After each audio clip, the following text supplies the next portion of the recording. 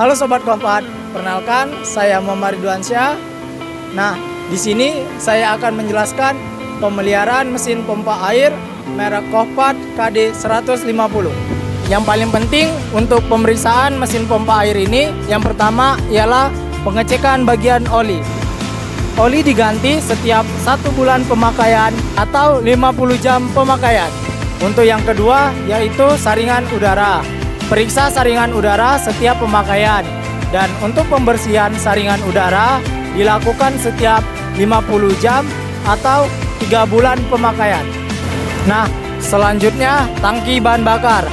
Tangki bahan bakar dibersihkan setiap 1 tahun atau 300 jam pemakaian. Selanjutnya, untuk filter dan saluran bahan bakar diganti setiap 2 tahun sekali. Selanjutnya, untuk rumah pompa dilakukan pemeriksaan dan pembersihan setiap selesai digunakan.